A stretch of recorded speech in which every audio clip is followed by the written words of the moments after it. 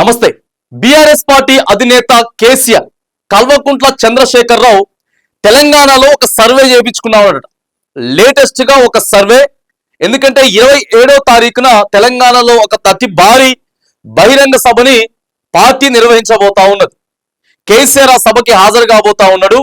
దాదాపుగా సంవత్సరంన్నర తర్వాత మరి ప్రతిపక్షంలో ఉన్నారు. కొత్తగా కాంగ్రెస్ ప్రభుత్వం ఏర్పడిన తర్వాత ఎలా మాట్లాడాలి, ఏం చేయాలి, మాట్లాడాలంటే ముందుగానే మనం బహిరంగ సభ ఇంత భారీగా పెడుతున్నాం కాబట్టి సో ఒక సర్వే చేయించుకోవాలట. ఒక ఇంటర్నల్ సర్వే చేయించుకున్న తర్వాత ప్రజలు ఏం మాట్లాడుకుంటున్నారు, సో వాళ్ళ దానికి బట్టి అనుగుణంగా మాట్లాడితే ప్రజల్లోకి మన వాయిస్ ఇంకా బలంగా వినిపించబోతా ఉన్నది.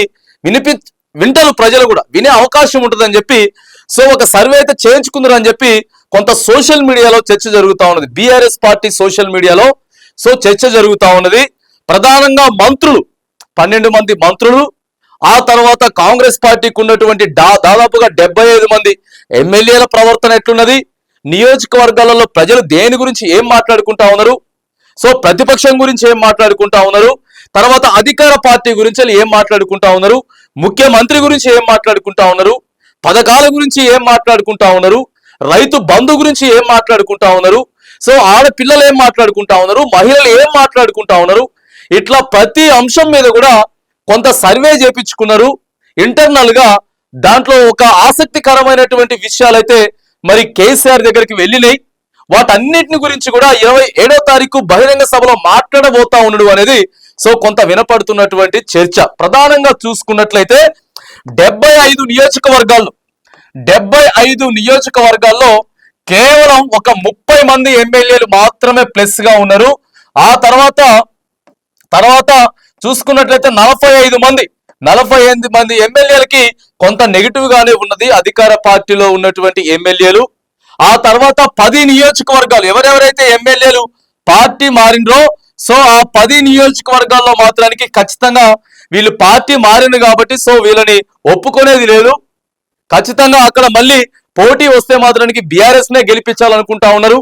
ప్రధానంగా రైతు బంధు కేసీఆర్ ఉన్నప్పుడే మంచిగా వచ్చేది, ఇప్పుడు అసలు చక్కగా రావట్లేదు, అంత ఆగమాగం అయిపోయింది రైతు బంధు అనేటటువంటి విషయంతో పాటు 12 మంది మంత్రులు ఎవరైతే ఉన్నారో ఆ మంత్రుల మీద కూడా దాదాపుగా ఒక 5-6 మంత్రుల మీద కూడా ఎక్కువగానే వ్యతిరేకత ఉన్నది.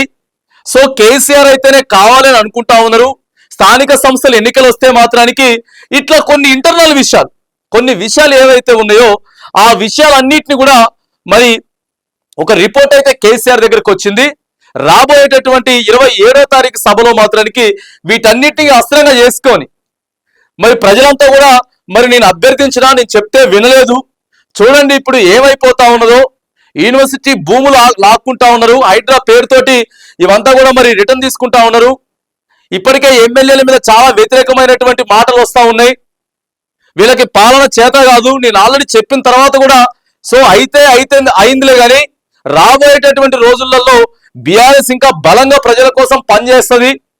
రైతులకి నేను చెప్పినా, నేను బ్రతికున్నంత కాలం కరోనా కష్టకాలంలో కూడా నేను రైతు బంధు ఇచ్చిన పైసలు వీళ్ళంతా ప్రశాంతంగా ఉన్న తర్వాత కూడా పైసలు ఇవ్వలేకపోతా ఉన్నారు. ఇప్పటికే ఒకసారి ఎగ్గొట్టిండ్రు.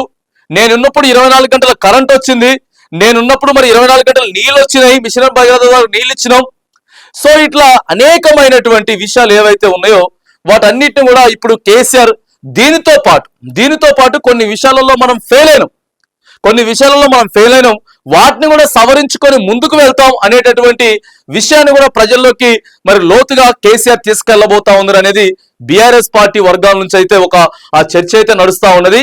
సో ఏది ఏమైనా కానీ ఎందుకంటే ఒక భారీగా 10 లక్షల మంది అంచనాతోటి పార్టీ సభ పెడతా ఉందనంటే ఎట్లా చేయాలి, ఏం మాట్లాడాలి, మనకు ప్లస్ ఉన్నదా మైనస్ ఉన్నదా, ఏ నియోజకవర్గాల్లో ప్లస్ ఉన్నది, ఏ నియోజకవర్గాల్లో మనకు మైనస్ ఉన్నది అని చెప్పి ఇవన్నీ కూడా ఆలోచన చేసుకుంటే దాదాపుగా 45 నియోజకవర్గాల్లో మనకి పాజిటివ్ ఉన్నారు కాబట్టి సో ఇక్కడ దాదాపుగా సగంకి పైబడి 119లో సగానికి పైబడి కూడా ఇప్పటికే పూర్తి వ్యతిరేకత ఉన్నది.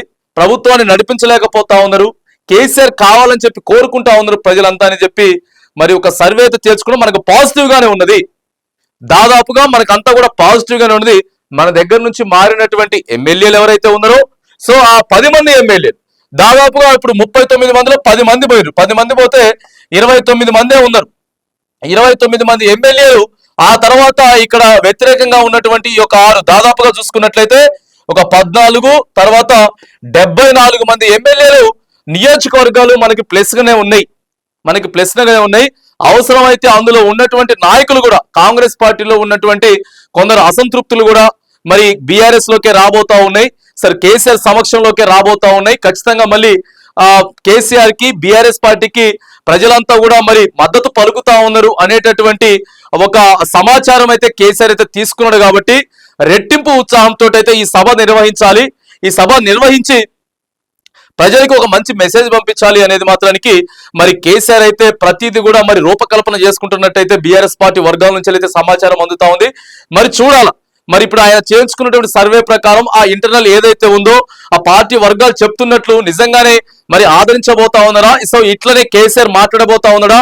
మరి ప్రజల్ని మెచ్చుకునేటటువంటి విధంగా, ప్రజలు మెచ్చుకునే విధంగా మాట్లాడబోతా ఉన్నారా? ఏ స్థాయిలో సక్సెస్ అవ్వబోతా ఉన్నది అనేటటువంటి విషయాలు మాత్రానికి నా దగ్గర పూర్తిగా సమాచారం ఉన్నది.